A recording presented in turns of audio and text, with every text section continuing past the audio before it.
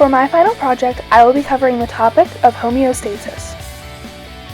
Homeostasis can be defined as the body's ability to maintain a stable, internal environment that includes the regulation of hormones, body temperature, blood pressure, and more. The first lab that I have chosen to align with this topic is the Week 3 lab titled Integumentary System.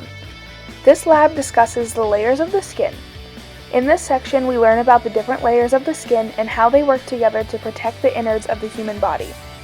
The thick, protective layers of the skin help to maintain homeostasis inside the body by protecting it from the harsh outer environment. In the next section, we learn about accessory structures of the skin. This section is where we really dive into the properties of skin that help the body to maintain homeostasis.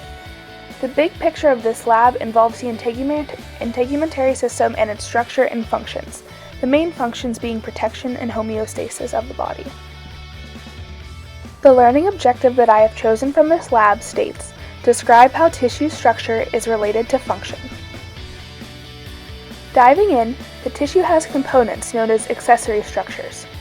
Sweat glands are an accessory structure that secretes sweat onto the skin. As the sweat evaporates, it cools the surface of the skin. This process helps regulate body temperature, helping the body to maintain homeostasis. Next, the three layers of the skin are the epidermis, dermis, and hypodermis.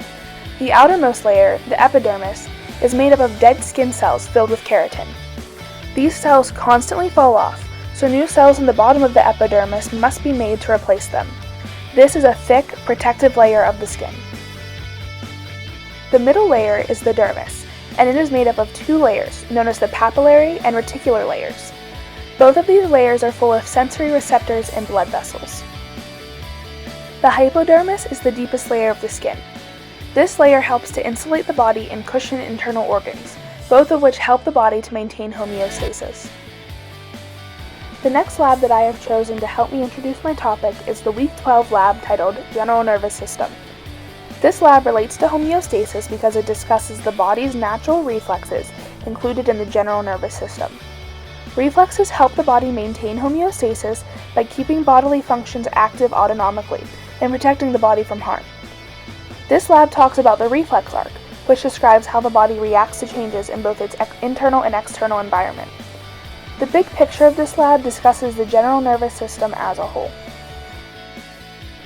The learning objective that I have chosen from this lab states, compare and contrast a reflex and a voluntary action.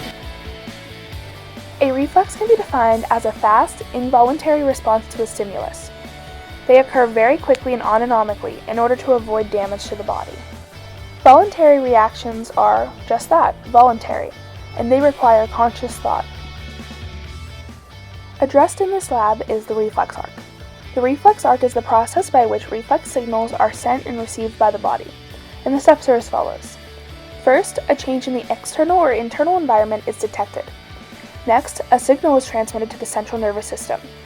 In the central nervous system, interneurons communicate with motor neurons to translate the information. Then, the signal is transmitted by motor neurons to a target. Finally, the stimulus is responded to by an effector. Here we have a diagram of the reflex arc.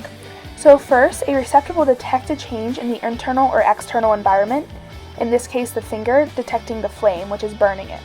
So this will cause sensory neurons or afferent neurons to transmit a signal towards the central nervous system, and within the CNS, interneurons will integrate that sensory information and communicate it with the motor neurons or efferent neurons.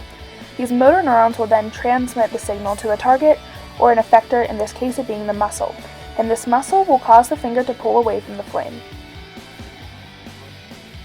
To summarize the material we've learned today, homeostasis is maintained in several different ways. The labs from weeks 3 and 12, the integumentary system and the general nervous system, highlight some of the ways that the body works to stay in equilibrium. Sweat glands will work to regulate temperature, and the thick layers of the skin provide protection and insulation. The body's reflexes also protect it from harmful effects of the outside environment. With these and more, the body is able to maintain homeostasis.